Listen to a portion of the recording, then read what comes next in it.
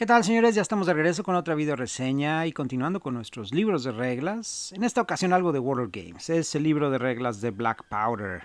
Su segunda edición, lanzada en el 2018 a cargo de dos leyendas de las miniaturas, Rick Priestley y Jervis Johnson. Con estos dos grandes nombres atados a este sistema de reglas, no hay manera de perder. ¡Acompáñenos!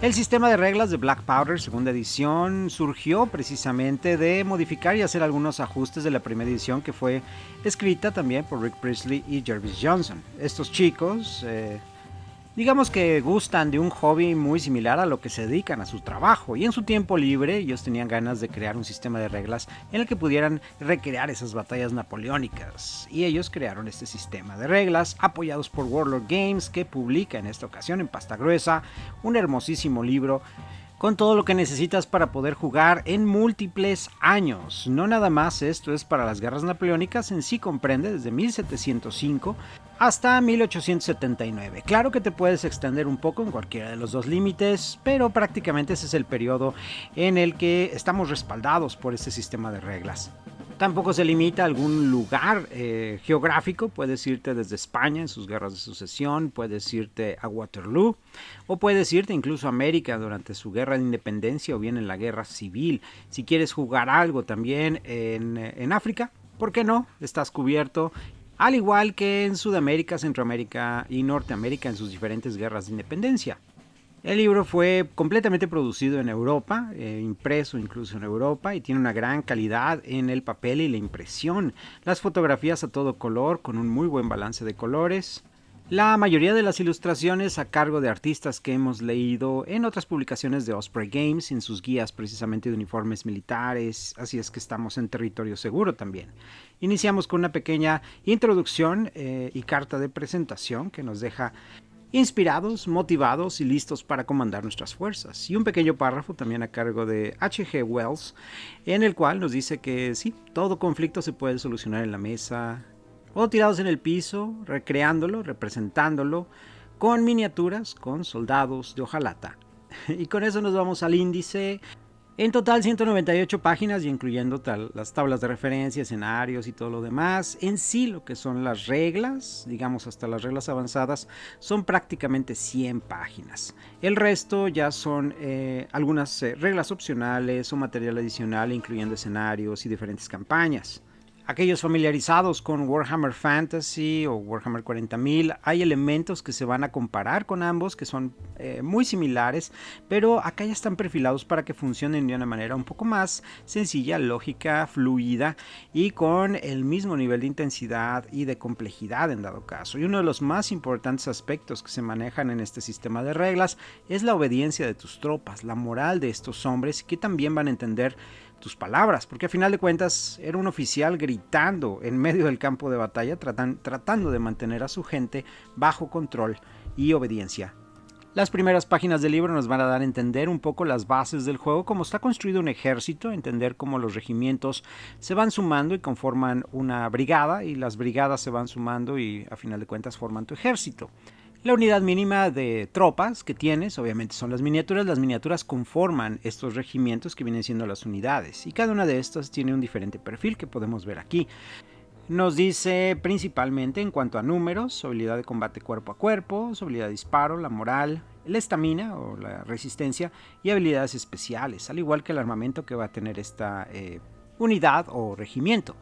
En cuanto al tamaño de las unidades, nos dice prácticamente que dependiendo del tamaño de nuestra unidad, que es a decisión de nosotros, si queremos una unidad chica, mediana o grande, van a modificarse también estas habilidades.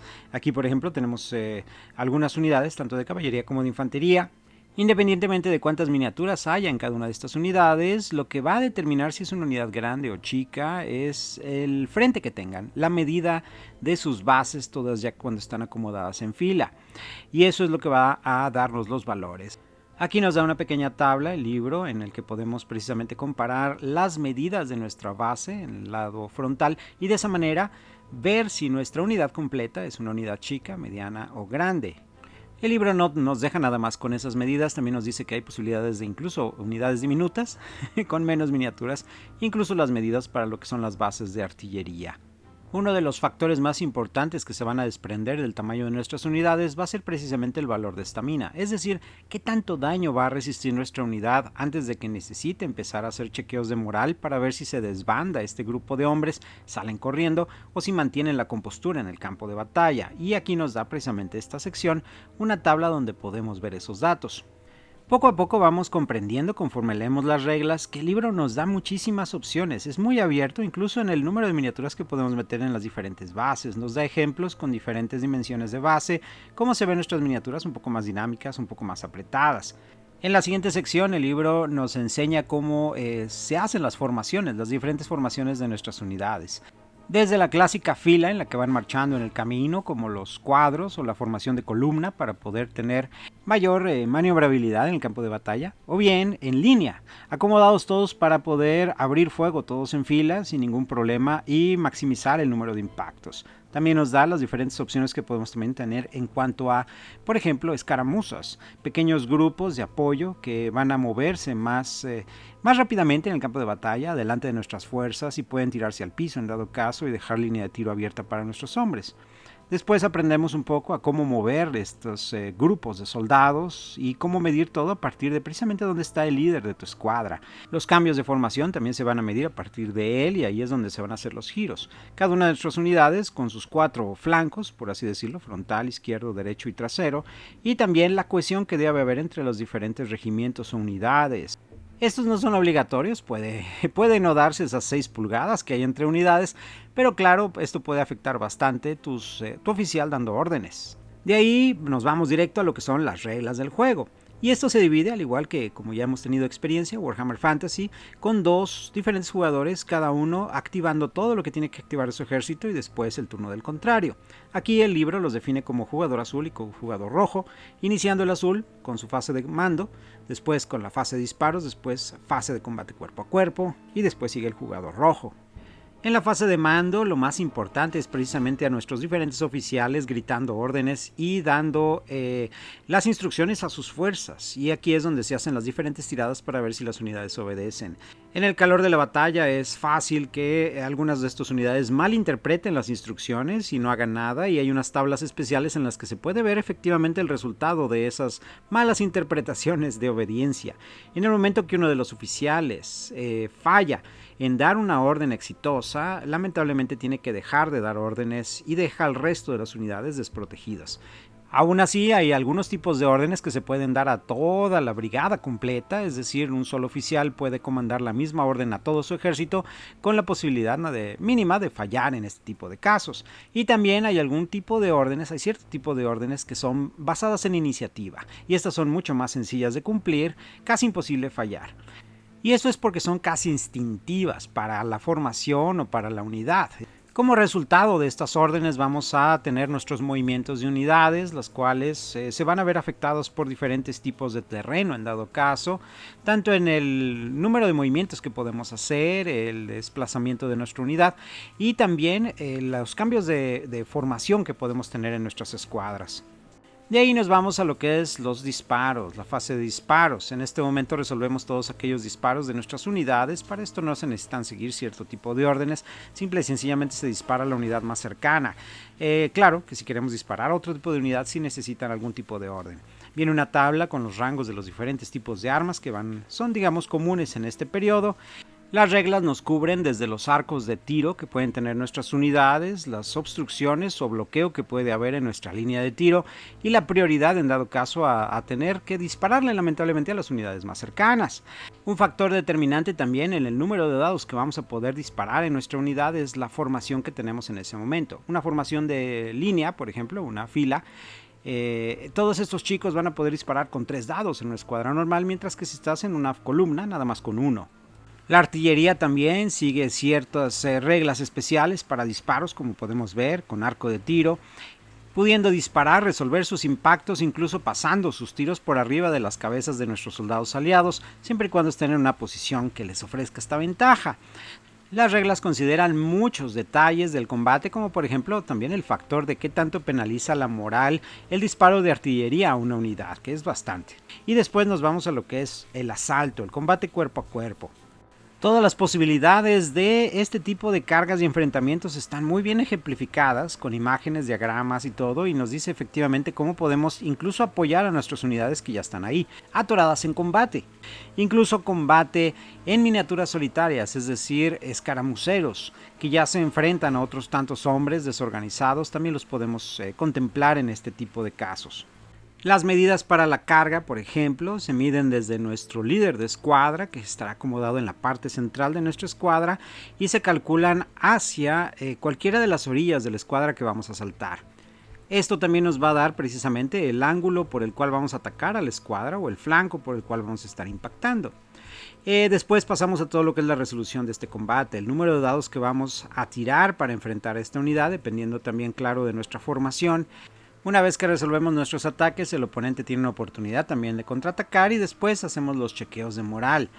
Las reglas nos definen varias categorías de moral dependiendo si ya están sacudidas las unidades, es decir, ya han generado marcadores de bajas. Estos marcadores de bajas van a estarse comparando con su nivel de estamina. Cuando exceden cierto valor, la unidad se considera sacudida. Y estas unidades sacudidas van a tener problemas obedeciendo órdenes durante su turno, hasta el punto incluso de que tal vez salgan corriendo del campo de batalla. Lo más común en dado caso es que simple y sencillamente se hagan de oídos sordos o que se replieguen para tratar de reagruparse unas cuantas pulgadas atrás. Y hablando de pulgadas, vamos a hablar de algo de lo que tal vez debimos hablar en un inicio. El libro nos da un margen muy abierto de la escala que podemos manejar para jugar el juego. Claro que todo se hace referencia pensando en que pueden ser miniaturas de 28 milímetros, es decir, el estándar que conocemos por Warhammer Fantasy, Bolt Action y similares, miniaturas en escala 1.56. Sin embargo, las reglas están abiertas para que se puedan utilizar incluso miniaturas como la escala épica que conocemos, que vienen siendo 15 milímetros, o bien incluso de 6 milímetros. Lo importante, según dice el libro, precisamente para poder jugar, es que tengas las dimensiones de las bases adecuadas dependiendo del tamaño que quieres, no importa la escala o el número de miniaturas que tienes ahí. Claro que, te dice, si estás jugando con escalas de miniaturas de 15 milímetros o 6 milímetros, puedes cambiar sencillamente los valores en pulgadas para que sean en centímetros y de esa manera poder tener escenarios un poco más compactos, una mesa no tan grande, o poder tener incluso batallas masivas con miniaturas mucho más pequeñas que te den margen a una mesa mucho más grande y poder flanquear una ciudad completa con tus compañeros. De hecho, algo que hacen mucho hincapié nuestros autores es que el juego se disfruta mucho más en ese nivel épico de escala masiva, con múltiples jugadores por cada uno de los bandos, cada uno controlando una o más brigadas, es decir, varios regimientos, de 3 a 5 regimientos por brigada. Así es que esto les puede llevar a imaginarse a ustedes al frente de sus diferentes fuerzas y mandando emisarios, dando instrucciones a los otros oficiales de su ejército, tratando de reportar cómo van los avances o las disculpas de qué tan mal van por este lado. El libro después de esto, después de este breviario cultural, nos manda reglas especiales y después de las reglas especiales, que vienen muy bien definidas como especie de palabras clave que se utilizarían en Warhammer 40.000, nos vamos a los diferentes escenarios y campañas que vienen incluidos en este libro base. Vienen con todos los datos necesarios para los diferentes ejércitos dependiendo del teatro de guerra que vamos a jugar, desde la guerra civil norteamericana, la guerra de independencia norteamericana, o bien nos vamos a Waterloo o nos vamos a África a enfrentar a los aborígenes.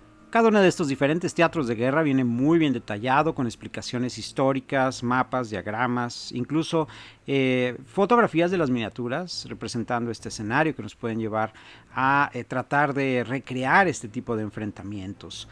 Todas estas últimas secciones están llenas de fotografías de miniaturas y escenarios de combate que nos van a ir motivando a crear ese tipo de escenarios para nuestras miniaturas.